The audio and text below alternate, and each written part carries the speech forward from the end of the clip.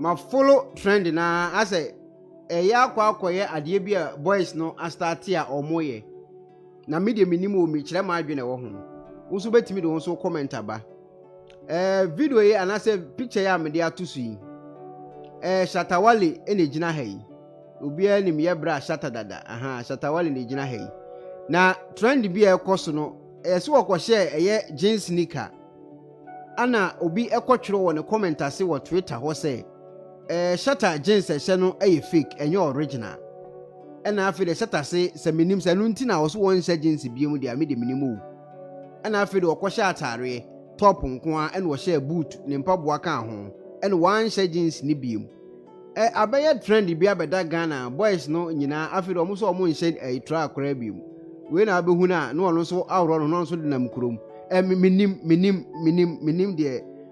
minim de asi Awurade Nyankopon minim de ekoso de bet wo check trend na sisi abale na da so ya wo hwe omo hye topper omo hye down ka ho na omo hye boot na omo de nam kurom yesi no so different style bi aba shatta koye na ne shatta movement fancy for no omo nyina TS asiso a afede o ze sister Agyin na work cause stupidity nko a Ghana de wa no tua ngofo ti ba bi ye freedom fighting omo fight ma we mu na mo fight mo omo no is it the trend abaso no omo ehye top nko a na omo anika no ba ko nsi na gina ho no nti say de Awurade Nyankopon asemo say na aba beduru say de ade no say na aba beduru nti omo eya na wa hye top nko a to hu so oba aye bi di pia yesi fashion na abaso no enu bi na ono so akosua nti eno anso obehye top na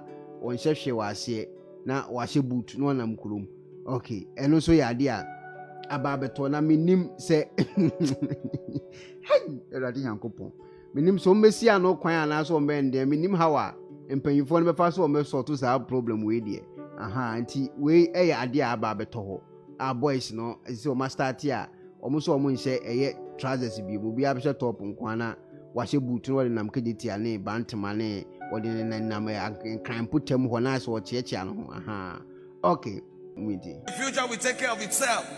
It's a foolish mentality. I repeat, if there's any money you have in this church now that you want to invest into this church, I'm not saying you should not follow the kingdom of God first, but plan for your life, plan for your family.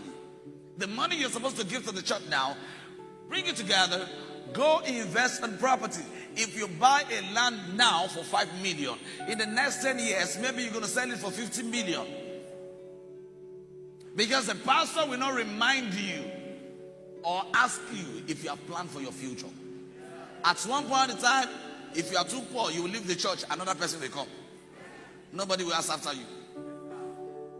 Oh, you don't like what I'm saying this morning, but I don't want everybody to like what I'm saying. I just want to tell you the truth.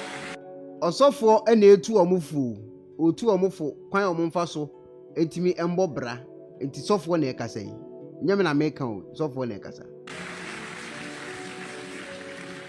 I'm not saying you shouldn't pay your tithe.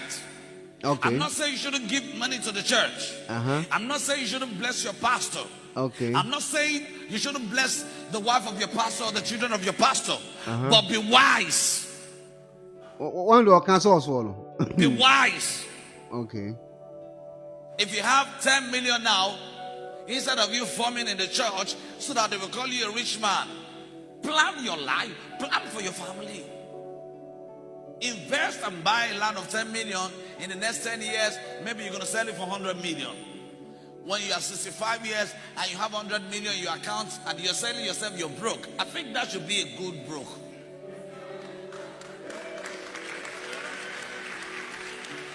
You may not like me, that's why you're not clapping. I'm not expecting anybody to clap for me. Sir, nobody will remind you to plan for your family. Not even your family. Not even your extended family, your compound family. Your church family will never remind you. Once we have members anymore, members nankasa are confused. So what I say? Or can't you almost or one kasa na so mo plan o mabrabo. Enti mo mfa sika no ni nyina amre ono sofo no. O mo save bi no mo fam embo bra. church members ni jina afiro mo start dwene say na time be na ko realize say esi scan nke wo say the bobra o kan kire this time no so what you say no waje kakra na wi enti waya ade at least wa bi o madwenem osoma mo mfa mba biem mo amfa emplan mo amabrabo na obia na obetima plan wo wabrabo de ama wo so fo na ekasa no okay to plan for your family because they will always come to beg for you. They will beg until you become a beggar. And all those who are begging from you have got places where they go to beg. Before you know it, beggars will be richer than givers. Before you know it, beggars will be richer than givers. Because they will beg from him, beg from him, beg from him, beg from him, beg from him. Before you know it, you don't have any again. And they will be richer than you. Plan! Everything is not about prayers, witchcraft, witches. Somebody's doing me. Nobody's doing you. Re-strategize. Rebuild your life. What's that? Hey, me say so you ras or them ho me can we say no wa adwene na da otim no. Na automatically no adwene nyina say. Asem asofo ne kan yewu. As members ne ntimi kura mbo mu nsam nkase sofo wa ya ade. Still no mo person ko ka say betua ma me. So what I say? All gas a mamuntu, I'm from plan or my brabo. Still, members need in a ho, ntimi kura mbo mu nsam ka sofo ne de why ade what can so much re. E yo mo an waso wo ka sa. E wo sem ko ka se fasika ne be ka ho fa. Reconstruct your life. A man does not sleep too much. Any man that sleeps too much is a man that is not responsible. Don't believe the future with so enti osofo no waji kakara wi owie no wakire omo de so omo ye so atiase okay afi yenko tie another guy so ono so enso nsem maka chem dada e o me videos previous ones am ayem say Ghana ho no se nipa 100 a emu 99.9 spirit maka me kan go fo njimindi so atiase na muntie ole mo muntie meet am koye no na Satan is enemy hu Satan clear and clear we muntie ni yo Musra mo ye freedom fight na mo ye fa mo misimo no mo nkofo ne nkasa spirit ni ya mo o mo ye spirit what ho we nipo so wa committee ne bonsam akohia o de munti meet am koye no na Satan is enemy hu Satan clear and clear nyame ne me dan hu clear say no she a robe nation e black us ahemfo robe bu onom e tente e kwana se etwi fam enu bi ha na e chere e wo so enti o ka chem say ne de bebe o me de madru no Mama my power over all the demons on earth, any demons in the heavens. I make my control demons be me PBA. Swati. Of course, spiritual word o kwenya ne bayi no. What did o be? Eyan so wanya power o de be cow. Ana wanya power o de be sisi adan yo. Wanya power o de be control demons. Swati I say, okay, wole muntie. Demons in the heavens. I make my control demons be me PBA. Now I say my men so me obofour.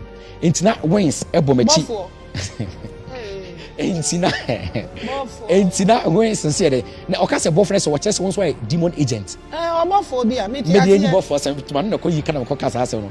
Enti o try me say me no ma be different. Say the angels no wins o mutu no. Na me so dark side me so wins am so mutu am so no moja eye. Say the demons operate no the same time is operating ti omo no mo ni me pan na omo hwe me no o ka se Lord hajamo a o invoke me ameba omo mo ni me na me come as no o ka se the secret half of Sindia o frame me amebi so afa mo hu nkofo na mo de yakoso no wo koye okoye ni demon wie e wo ne spiritual world ho no a wonya ne power se de ama na wo de ba asase so no wo de be obe control hwan abanyifo nko a power na wanya no omfa nye omfa mbeye kwan omfa embe inventi nyoma omfa mbeye bibia o wodi be control witches and wizard into what wo nyina adwuma a obedi wa asase so nyina o control abayinfo to what I say into we are sure say a big company say Acquah we nkono nkoye a obekwa Acquah because ono adwuma a hye nsa awa atiasefo asase so no o control abayinfo nko a enu nti no otias atia otia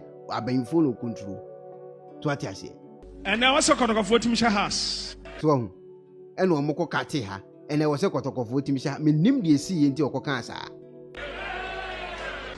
and now what's a kotokofo timisha has so wa no akofa problem na de ama ho si ya wa no anka so nantia no akofa problems na asa de ama ho kotoko ehye hasa e die pa na be ya ma nsore mba So you can't do one go booming tin maybe as you say kotoko shahasa.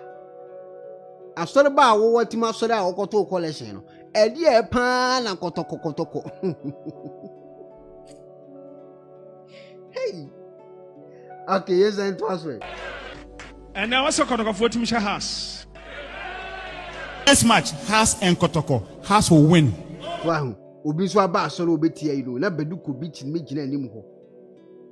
Na omo professor Kotoko ne Has. Obi adware to na tare so akofrefri ntare wo ba asore no. Kotoko ne Has. Na no so the problem asa abrew. After they finish the match, it is Has of Folk who win the day. I am a Kotoko fan, but this day is not for Kotoko. It's for Has. It's for phobia. Osanzu kra oil. What for? E better than go bonga ze oil ne yanwa. Ukra oil ya anointing. Enkofo babeti nyame asem so Kotoko ne Has. Enti wo ye church member na ate ho a me bu se Kotoko wini pan ade pan na Kotoko wini e be ya ma Kotoko se Kotoko wini a. Ade pan na e be ya ma se Kotoko wini match na. And this league, House of Folk will win. Patrick could have done that ball well. Ele nyame on pe boni na House for ko share Kotoko. And so asa be you problem as ama. A very improved fight in the second half. Again, a dink from Salifu looking for Barnier. The ball ni to mu go na fe de OWUSU BEMPAH nya problem. Go na Nigel Gaisie wanya problem. Go na bedu kobi wanya ewa abra and Bible from Genesis to Revelation. Ewo ho a nka mo kan no a wunya problem Kotoko ne Has etimi the problem sa abrew. Wa abra wunya coach. Wunya coach, wunya linesman. Wunje se medwiri ho a mente ase menka se mpebo so fo betima pebo menka se so fo mpe so OWUSU BEMPAH obobo e play obobo.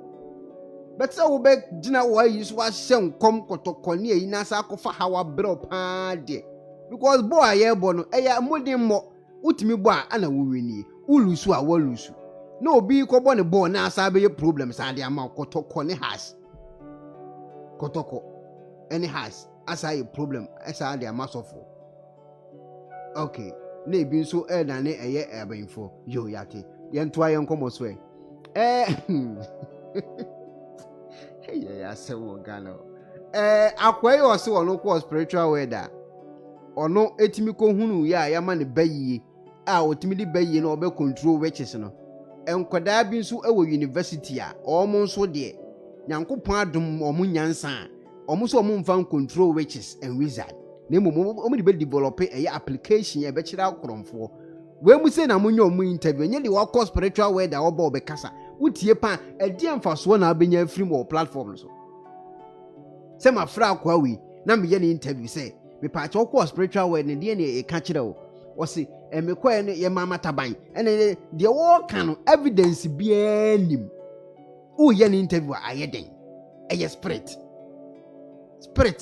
do kan nyina spirit evidence bia ni do kan obi timi ko spiritual word obo se me ko ye na me ko hunu Abraham ana me hunu Moses ana me hunu Samson metima describe de akire wa it is a meme ti ana se me describe Moses akire wa na me describe kire wa ubeden hunu se Moses ne sa na ote etimi me tie omo interviews ni bia metimi tena wo din na ma na de omo kan wo ye sure se wo ho evidence de obi so akọ spiritual word aba obaye no watimi anya ataban a oye banfo control banfo wo se wow wa brad ye wo kan ye spiritual enye physical unni hu evidence ba kokra so ati ase enkoda o mako suku etimanya omo do omunya abanfo omo etimanya nyansa e develop application e chi akromfo we mu say na munya omo interview na munya spiritual fo no wo de mo nko omo spiritual na mo ma omo physical no mu interview physical fo no physical So I'm Jesse Enim, the head of IT in Tech Devicer Limited. So I'm Stephen Boache-Frimpong, the CEO of Tech Devicer Limited. Tech Devicer is actually a group of students, that is graduates and undergraduates from the KNUST. So we are behind a lot of technological solutions keyed at solving our key problems. So just like this invention, which is directed to the increasing daylight robberies in the country. So we needed to come up with an invention. Obi atro comment abano. Anti-Bruni atro abano. Ye wo ho Nigel Gaisie baya wo heaven and okwehia Obinim. Na no so abaye ntokwa. Na omo ko ho na nkofo ye omu interviews mpatwa ye den ne ba sa enti Nigel Gaisie be hia wana ekwese na adane ntokwa wo Ghana wo. Ono na so wakọ spiritual we no akwehia Obinim. Kwadwo Obinim se manhia wo unhu me mesro na adane ntokwa. Ni ye omu interview wo spiritual we de ho. That at least counters that and then increases the response time of the security personnel to curb the problem and then make available evidence whenever there is such scenes. This reduces the crime rate and then make it very difficult for people to get robbed, especially on the daylight. So what the device does is it has been linked to the police service. So anytime you have an issue, all you have to do is to hit on a button. So the button also has a camera inbuilt, which records a live feed of whatever happens and then stores it in the cloud for future evidence. We have the device, okay, there's a camera here, and then there's a button here. So the device, this is assuming this is the police device, okay, and you are in trouble. All you need to do is to hit this button here once, okay. Then what it's going to do is it's going to send SMS to your phone, and then after that it's going to call your phone. You can see the SMS here. Yeah, emergency at Sawa Bow Stop. Okay, then this is the address. Okay, then it will call the phone. So we are assuming this is the police phone. Okay, so it will call the police. Also, it's going to send an email to the cloud, okay, so that you can have video evidence of what it will be taken by the Raspberry Pi, by the camera, sorry. When the police received the mail, as you can see, this is my colleague here. So it takes a picture and a video of the scene and drops it in the cloud. So this message like this is on the police's phone, and you can, if you are a robber and you are at the scene, you can never get access to this. Meanwhile, your picture and details have been taken by the device and dropped over here. So it seems to work like taking a video of a robber and then quickly forwarding it to the police or what have you on real-time basis without the robber getting the chance to destroy your phone first before you send the mail. What makes this device special and important is the fact that many a times when people are under attack, the best thing the person could do is to pick up a phone and call the police. And at those situations, doing that will draw the attention of the robbers or what have you. So this device, what it does is it makes it possible for you to push one button and report to the police without talking or mentioning anything. And when the button is pushed, no one sees that any button has been pushed. It's just quiet. So the device is able to call the police wherever they are and then inform them of the robbery at this building, and then it gives them the Ghana GPS location of the place so that they can arrive to the scene on time and then avert the situation. Let's say in a case where the police come and the robbers might have gone already. Yes, so the device stores a video footage of the scene and then images and stores it in the cloud. When we talk of a cloud, it means even if the device is destroyed at the scene, the police will still have access to the information because it has been stored over the internet and they receive it in their systems over the internet wherever they are. Taking, for example, this incident that happened in Accra concerning the Forex Bureau robbery, the manager and everybody could have, like, let's say 20 buttons populated at vantage points at the place. So whenever there is such incident, anyone that has access to the button can just push it and then it reports to the police on real-time basis so that they can avert the situation. Given a situation when there is a moving car, let's say comparing the incident of the bullion vans, when the button is pushed, it gives the police a live location of the place so that they can track it just like the Uber map to come to the scene on time. And even if they are not able to get there are cameras in the car and outside the car that record the scene and then drop in the same cloud so that there will be concrete evidence. So we must say ana me found politicians no crambem me found mumbamu me found lead the biamba asem we must say no nka esikafo enso nkofo yasene na nkomo pe company bi man nkofo yi na nkomo develop sa applications yi more because we can politician asem a on because obe developing manachi politician e be chi politician we kromfo enu nti on support to abranti mayam fe yani nsi eye omo akom de omo no so da bi application ye omo aye no e be chi politicians omo ya kromfo enu nti no omo support mranti we da eti be ka sikafo bi omo enya politicians omo pe san no ma bi se no na nkoma boa youth yi na nkoma pe company bi amomo na nkoma develop application we more so what you say because we are first of its kind and what thing boys na boy juma seriously but so who cast all the politicians ye ba same way mu a me come Maame na me think of omo moa omo because application ni we are e be search politician enu nti wo moa no but say ke sikafo betima hwe boys yi pa ya national asset na gina ho simple zalo ye kan national asset a omo na gina ho no we mu na wose enya time omo platforms no omo chire youth no bibi na omo ye de ye omo interviews na omo international enya has ne kotokofo ne concert for debi we mu na wose ye say adaje omo nyansa sei no ye say adaje omo nten na nke ye sponsor omo big time ko ade dankofo we tim na odin ade do mu tim na odin rough but so the be kwa kwose politicians apa uni forget emfa because politician no onye so what I say because a better politician enti onye so what I say it was some esikafo no mum na boa san nkofo we go de kwose eno kwa na meka emfa we abeto internet and then china gege wanza gwa na afi do omo nim de na omanya no omo de adane asofo because onya obia ma ne nso na sene hwan na ekoso na sene hwan pa na ekoso sponsor nkoda we wa bre okuru no akromfo ne yemo akromfo nko a hwan na ekoso sponsor omo se besne koye application en fanche akromfo wa bre ono ankasa ye kromfo so what I say the problem ni nyina ne say aban no ena wo se nko bo abet se de be aban so be bo anso ya asem because e be chi aban na ankasa so what I say obeye wi amna ba abeche no so enu so de radi yankopo e serious case o enti me no sanko fo mimi ni mo a kam say omobusuafo nkan nyina ye mboa ne pe company mo ne sponsor wo mo na omo develop application mboa o my Ghana e no munya soft copy na ana hard copy a na omo akoton e de ama e vele say police for atu omo ka na say be kwa akodi aban mu pa obe na achi a otim akromfo ne nyina gu ho case na ye kan na wodin